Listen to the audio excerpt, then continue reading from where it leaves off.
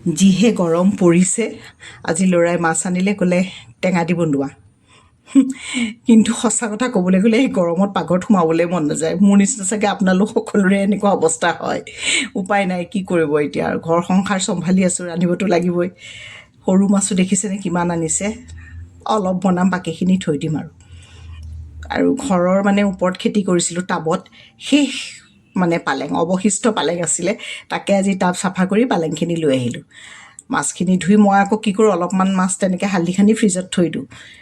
বাকী আমি মানুহ দুটাহে আৰু গতিকে মাছ সেই দুটুকুৰ ৰান্ধিছোঁ ব্লেক কফি কাপটো লাগিবই দুপৰীয়া মোক গতিকে পালেঙে বিলাহীয়ে মাছে আজি ৰান্ধিম বুলি ভাবিছোঁ আলু সৰু সৰুকৈ দিছোঁ কুটি আলু আৰু বিলাহীখিনি এনেকৈ ভাজি ল'লোঁ অকণমান পাঁচফোৰণ জলকীয়া নিমখ হালধি দি আৰু শাকখিনি দি দিছোঁ একেবাৰে চিম্পল গৰমত এনেকৈ ৰান্ধি খায়েই ভাল লাগে এইফালে আজি খুব ৰ'দ দিছিলে মাজতে অকণমান 2 মিনিটমান বৰষুণ দিলে বতৰটো অকণমান ঠাণ্ডা হৈছে এয়া ভজা মাছ দি দিলোঁ ধনিয়া পাত দিলোঁ একদম বইল টাইপ একোৱেই নাই আৰু সৰু মাছখিনি ভাজিলোঁ এইখিনি আকৌ অকণমান সজাব লাগিব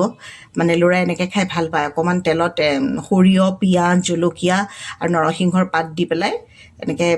হেৰি কৰি পেলাই ভজা মাছখিনি দি পেলাই খাবচোন বৰ ভাল লাগে খাই পেলাই বেলেগ এটা সোৱাদ হয় এয়া ভোট জলকীয়া ভাত আৰু লগত মাছৰ পেটু ভাতেদি ভাজিছিলোঁ ক'বলৈ পাহৰিলোঁ ভজা মাছ সৰু মাছ আৰু পালেঙৰ মাছে জোল টেঙা দুপৰীয়া সাজ খালোঁ আপোনালোক নিশ্চয় ভালে আছে মোৰ ভিডিঅ'বোৰ এনেকৈ চাই থাকিব মোক মৰম দিব ধন্যবাদ চেনেলটো পাৰিলে ছাবস্ক্ৰাইব কৰি দিব থেংক ইউ